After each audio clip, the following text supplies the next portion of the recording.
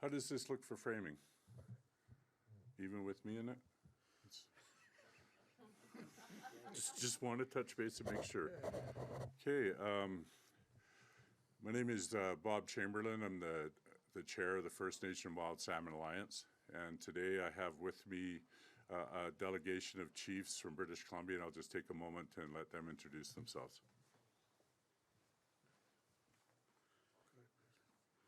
I'm Chief Darren Blaney from Homalco. Our name Homalco is the people of the rapids, and that's all the Discovery Islands.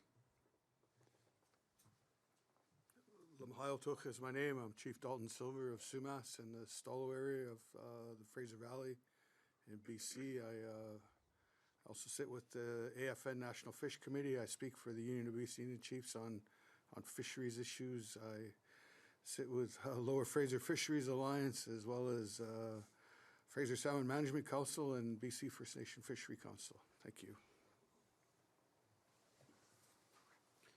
Yadik Shinwenwen Nikwend and Squeshed. I'm Chief Arnie Lampreau from Shackan Indian Band out of the Shackan Nation, part of the Struckham people of the Creeks, and thank you. Okay, thank you, Chiefs. So here today to speak to Prime Minister Justin Trudeau's mandate to the DFO Minister to transition open net pen fish farms from BC Oceans by 2025. The message that we carry from British Columbia First Nations is that there is a majority of First Nations across the province that support this very important mandate. And today the chiefs that have made the trip to Ottawa are here to ensure that the meetings that we have, that the government clearly understands the breadth of support to remove fish farms from migratory routes of wild salmon. The message we carry to the federal government is that this is a very clear opportunity for the federal government to take meaningful actions for reconciliation with First Nations literally across the province of British Columbia. And in doing so, enacting a meaningful safeguard for food security across British Columbia for First Nations. And this is, of course, a very significant component of the United Nations Declaration on the Rights of Indigenous People.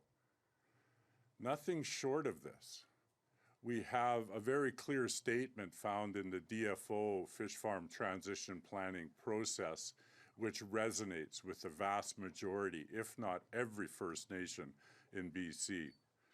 Wild Pacific salmon have significant cultural, social, and ecological importance to First Nations and British Columbians. However, they are in a serious long-term decline, and there is urgency to take bold action. There has never been a truer statement coming from the Department of Fisheries and Oceans. The state of BC salmon is such that it's time to enact every possible safeguard. It's time for the federal government to work with the provincial government and First Nations in British Columbia to chart out a path to not only further protect wild salmon, but a meaningful way and means to fund long-term sustainable independent funding source for the rehabilitation of wild salmon. We must understand the Aboriginal rights that First Nations people have, but in this measure, in this call of support to the Prime Minister from First Nations of British Columbia, the outcome and benefits of this province-wide reconciliation effort will be felt across the province. It will not be a benefit solely for First Nations. It will benefit the environment. It will benefit commercial fishermen, sport fishermen, wilderness tourism operators. It'll benefit economies province-wide.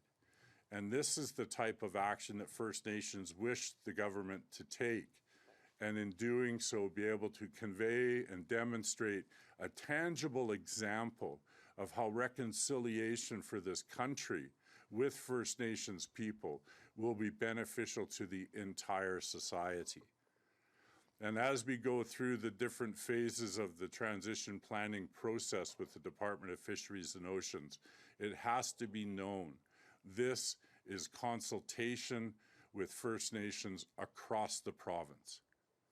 And so I urge the Prime Minister to look in on the new DFO Minister Laboutier and ensure that she has the support of the Prime Minister, of his office, of Cabinet, to do what's right for First Nations in British Columbia, the ones that have stood up and said to the government, we support this.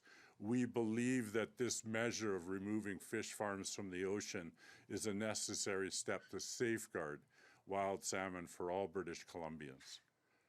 We've had the most recent FOPO report come out, and it was very clear in its examination and question of the Canadian Science Advisory Secretariat.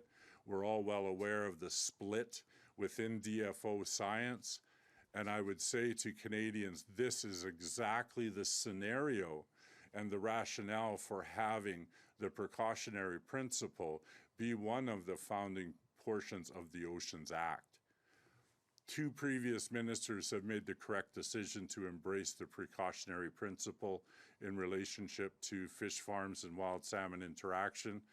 And we support this government to continue down that path, to take every possible measure to ensure that wild salmon, the iconic species that it is going to continue for generations to come. So First Nations and all British Columbians that have a rich tradition of catching fish and sharing meals with family are able to see their grandchildren enjoy the same. So I think I will leave it there, and I will be, please ask me any questions you may have. Hi, Taria Isri, Global News. What explanation has the federal government and the fisheries minister given up to this point about why they haven't fulfilled their promise to release a plan to phase out open net fish farming by 2025?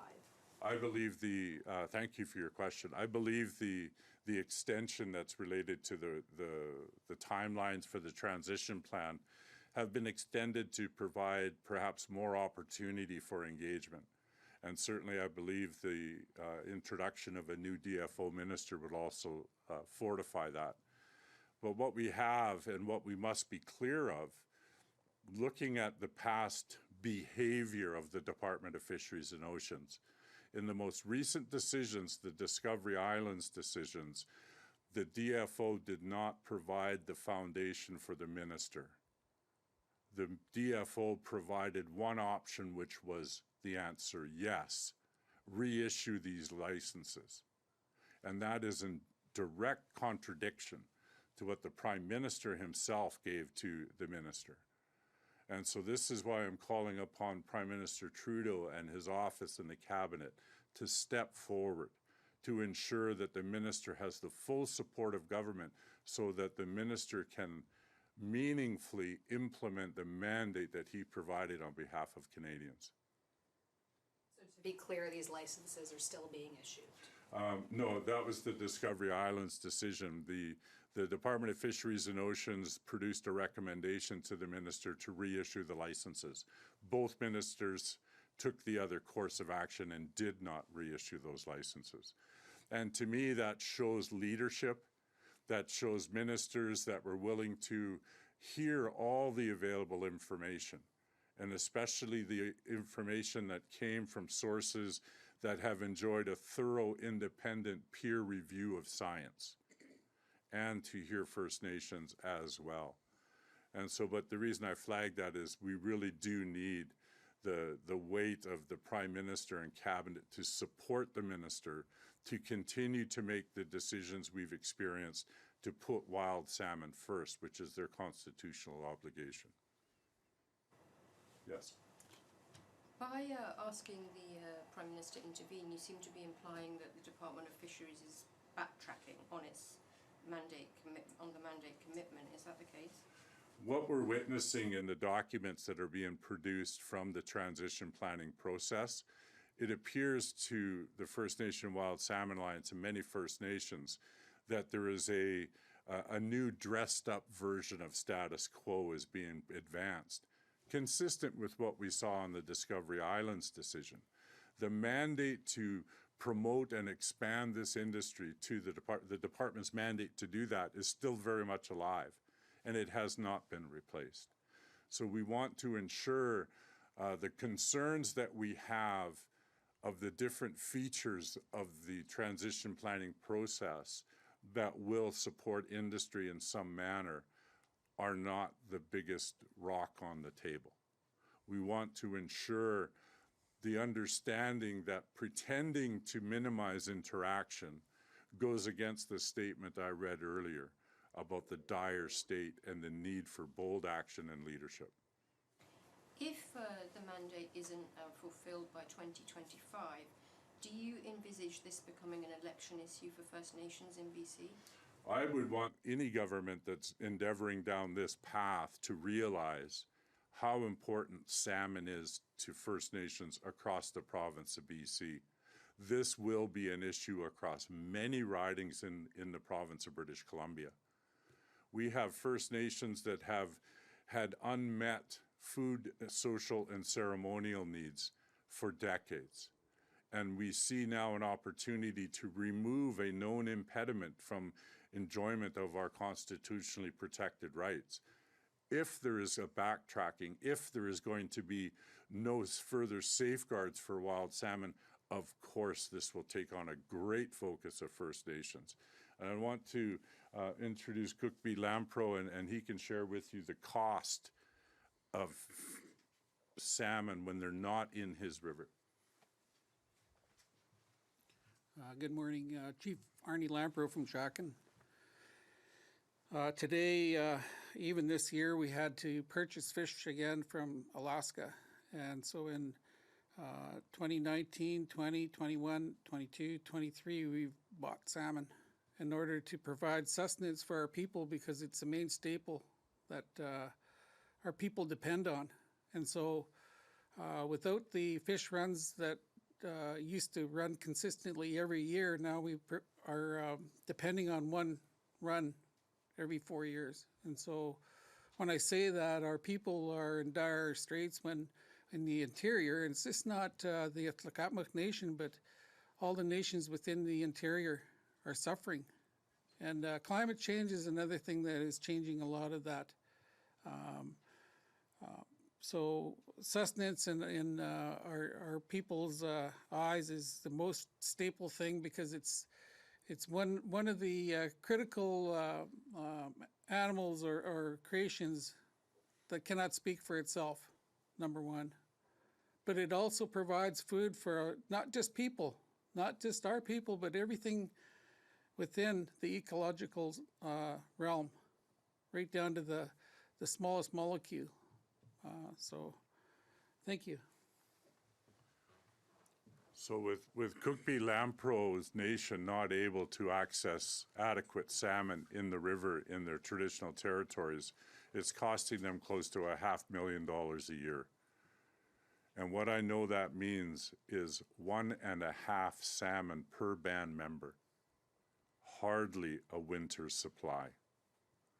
And so this is the untold economic impact of fish farms. I am not saying fish farms are the only impact, because certainly they're not. But it is one that we can reach out and touch. It's one that is a political discussion right now. It's one that science has shown to be detrimental to wild salmon in British Columbia. And this is why we want the government to make the right choices. So nations like Cookby Lampreau's do not have to spend $500,000 for 2 fish each. To me, that just shows the level of impact. But what does it mean when government's indecision and actions actually make an Aboriginal right hollow? This is what it looks like, and there certainly would be other financial considerations to that discussion. I guess on the other end of it, there's a pretty active, as you know, open net fish farm organization in BC as well. And I think the things that they say is one that this transition will cost a lot of First Nations jobs, and the other is it's the they generally say it's their right to, as First Nations, to conduct their business accordingly. So I'm just wondering what you say to that. I turn to the facts and details of law. Right now, the Department of Fisheries and Ocean is engaged in a consultation process with many First Nations across the province of British Columbia. Consultation is solely about the accommodation of Aboriginal rights. It is not a discussion about Aboriginal title. And so, given that reality, the minister is faced with the accommodation of all the First Nations that have stepped up and expressed their concerns or actively participating. And it does take away the portion of their communication about core territory and decision-making. The nations that are speaking of that are also speaking of the territories of Chief Darren Blaney and the Homalco people. So you see, this is why it's not a discussion about title. It's about how does a decision accommodate the Aboriginal rights of the First Nations that are participating. And when you consider what does the wild salmon mean to over 120 First Nations, those are Aboriginal rights that need to be considered. When we consider the First Nations that are involved in this industry, I think there's 10. So let's be clear about the amount of job loss. And also, if you look at some of the communities that have agreements, they're doing extremely well in other areas of business. And so the number and the impacts for the very rural communities is much smaller than is being reported.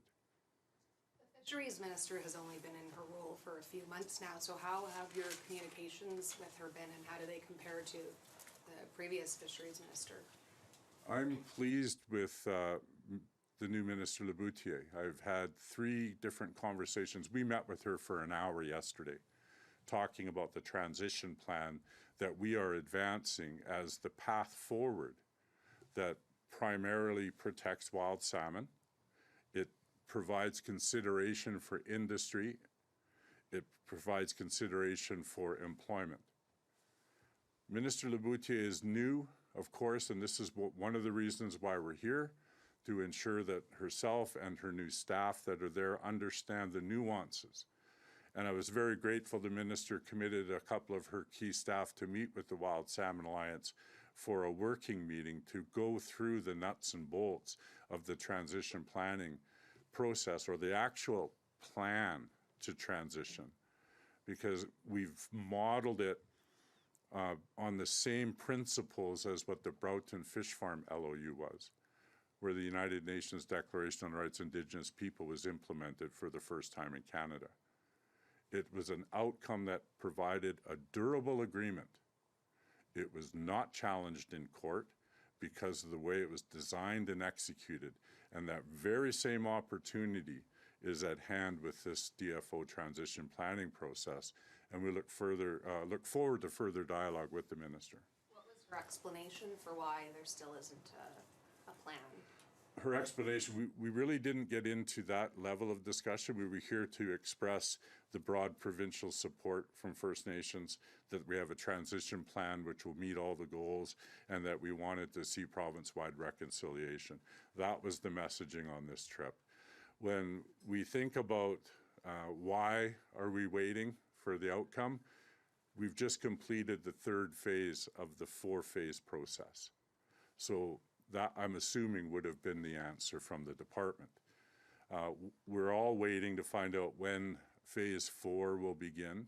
We're all waiting to find out what is going to be the components of phase 4, to understand where are the opportunities to further have input to ensure that the belief and understanding of First Nations from across British Columbia is this is about protecting wild salmon. And that's the message we want to ensure the government hears, that the Prime Minister of this country understands that he has broad First Nation support for this. How's Canada doing compared to other Pacific nations when it comes to protecting wild salmon? That's a very good question. We have Alaska, which won't allow fish farms into their into their country and their waters. We have Washington State, which has recently ruled to remove all the fish farms. So Canada, and British Columbia specifically, remain the only place on the Pacific Ocean's western seaboard of North America that allows this industry. And I believe that I'm witnessing government and society in general reach a greater understanding and appreciation for what wild salmon is, what it means to the environment, what it means to the economy, and of course for the leadership here, what it means to our people for sustenance, culture, and traditions. So I'm wanting to believe, and we continue to work every day to ensure decision makers understand the critical need of protection at this time. Just expand on what Phase 4 is, and also would you mind just spelling out what the transition plan you're proposing says? Yes. So there's 4 phases to the transition plan, and I'm going to be very, very blunt. Phase 1 was DFO saying, here's our ideas, what do you think? Phase 2 was, well, okay, this is what I think. And then Phase 3 was supposed to be, this is what I think about what they think, right? And so you would anticipate in a consultation that we would be given very clear details to comment on, especially in Phase 3. Wasn't the case. The What We Heard report said very clearly, we have chosen brevity. This report is not thorough and not as broad as it could be. But Phase 4 is supposed to be when they have a transition plan, and how it will be implemented will be the discussion, the timelines of how it will be implemented as well. But this is where I find it troubling that within a consultation which has certain legal foundation and parameters, we get a What We Heard report that is incomplete of details. It uses words like some, most, a few, many, and we're supposed to be able to substantively give feedback on that, other people's perspectives in that kind of a report. And so when I see this, my belief is the department is still locked in support and expand this industry at all costs. And this is why I believe we need Prime Minister Trudeau, his office, the cabinet, and all of the government to support the minister and make the appropriate decision consistent with the ones that have already been made that do put wild salmon first. But I guess just with the timelines, because really 2025 is not that far off, really. You must have some in you're here about, I think 8 months ago I covered the story, and then both groups are here, and then you're here again today. So you must have some grave concerns that the government's not going to meet its own deadline. I believe every First Nation on every process with federal or provincial government has grave concerns about timelines. It's forever a moving target. There's all kinds of different considerations that come to play. But certainly when we hear now, after we've had a chance to look at the What We Heard report from Phase 1 and 2, which was supposed to deliver a substantive information to critique, and it was almost an empty cupboard, we have concerns about what's happening there. When we consider the transition planning that we're proposing for the broader plan here, we view the Discovery Islands, the closures there, as Phase 1. For a host of reasons, it's a very, very important and critical location for outmigration of 90% of Fraser and Thompson River fish. So that's step 1. Step 2 in the transition plan that we're proposing is looking for the farms that do not have fish in them, or looking for and identifying farms that are about to be harvested. And once that's accomplished, they are retired. And then the other part that we would think is really important is making use of what I understand as emerging science, eDNA. And so we could then have eDNA accomplished on the coast of British Columbia, which can identify the migration routes of salmon. So then we get a better idea of where they generally migrate and where they may not. And then if we do identify areas where they may not migrate as much, and if there happens to be a fish farm operating there, maybe we could look at letting that operate for another 2 growth cycles or something along those lines. Because what that does is it allows the industry to exhaust the hatchery stock that they have. Again, we're building accommodation for industry, considerations for their operation of financial investments. We're looking at how do we make sure an outcome is durable. But we must act on this soon. We've expressed to the minister and the department the capacity that has come out of the Broughton Fish Farm LOU with the provincial government, because they did independent monitoring and oversight of this industry in partnership with industry and government. They have the capacity, they have the capital cost, the boats. They would be well suited to take on the ED&A work, and we could get it done in fairly short order. But that is generally what we're talking about. Discovery Islands is tranche 1 for the retirement and the transition. The ones that are either empty or about to be harvested would be the next round, and then identify farms that are furthest from the out-migration routes to perhaps operate and accommodate industry's investment in the hatcheries. Want Canadians who are watching this to understand about what the consequences will be if the government doesn't meet the deadline they've committed to for your people? I want Canadians to understand the vital importance that salmon is for First Nations people. That has to be the starting point. It's not just a menu choice. It's what we do, it's what we teach our children, it's what is the basis of our culture and our traditions, and certainly attachment to our lands. It leads us to making appropriate decisions for our territories. So you see, it's not something that we take lightly. And that's what I wish Canadians to understand, how much it means to us. I was so happy 2 years ago, I got 4 cases of sockeye. That's the first time in 2 decades I can say that. And that was just a happenstance. But what we want is to make sure that these gentlemen that I'm standing with, their families and nations, can continue to do what they have always done. Look after their lands, harvest their fish, teach their children, use that as a foundation to their culture. That's what I want Canadians to understand. Second part to that is understand that the science process that DFO stands on right now to assure you everything's okay has no credibility. It is heavily, heavily influenced by industry. And as such, it leaves the government with no, as a friend of mine would say, it would not pass the red face test. Because it is so, there's no objectivity, the fix is on from day one, and that's why it's covered in the FOPO report. It's not simply my opinion. This is outcomes of government process and examination that is being put forward that I want the government and Canadians to grab a hold of. Can I just check, your transition plan, does it envisage phasing out all fish farms by 2025? What's the chronology? The phasing out, we'd want to see substantial retirement of fish farms by then. And as we identify through science examination of ED&A, where a migration route may not be for the wild salmon. And if there's a fish farm operating there, perhaps they can do an additional grow out, another installment of little fish to grow, maybe.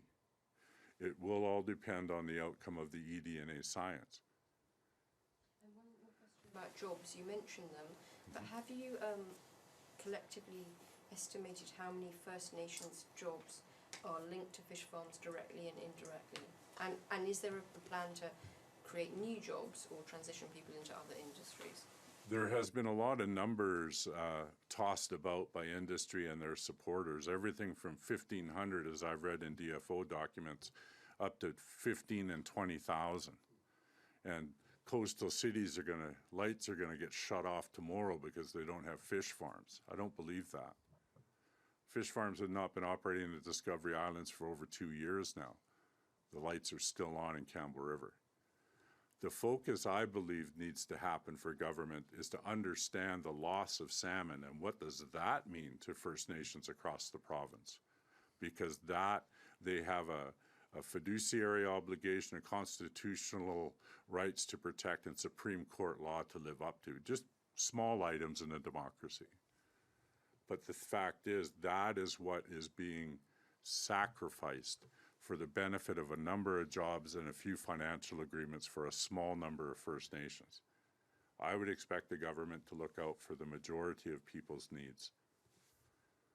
And the one thing I want to mention, the Pacific Salmon Foundation presented to the DFO in the transition planning process a short-term response of employment opportunities for displaced workers. And it's about replenishing wild salmon habitat. How do we rebuild stocks? It would create employment all across the coast, certainly in areas where fish farms are operating. What did the federal and provincial government do last week? They announced a $500 million watershed work where they further protect old growth, pursue the goals of billions of trees being planted. That will benefit wild salmon. The provincial government came up with $100 million for other works related to watershed. And so we have the attention of federal and provincial governments making necessary steps, and we could have this process build that so we could then generate a larger restorative economy across the province, but we could make the initial work where fish farm workers are affected. And so we could provide new jobs, where we could make sure that opportunities for communities are still there. But I do think that there would be, in and amongst that dialogue, there would be need for things like what happened in 1996, the Fisheries Restructuring and Adjustment Measures, FRAM it was called. We have a history of Canada, the federal government, stepping up with transition packages. This is another such occurrence. And I believe that because of the development of understanding of impacts of this industry and the government's position and so forth, that the changes are necessary for a whole host of very important reasons, but that doesn't mean that workers and communities should suffer unduly. That the government has a responsibility as the federal government and a federal decision to provide that kind of a transition package for workers and communities.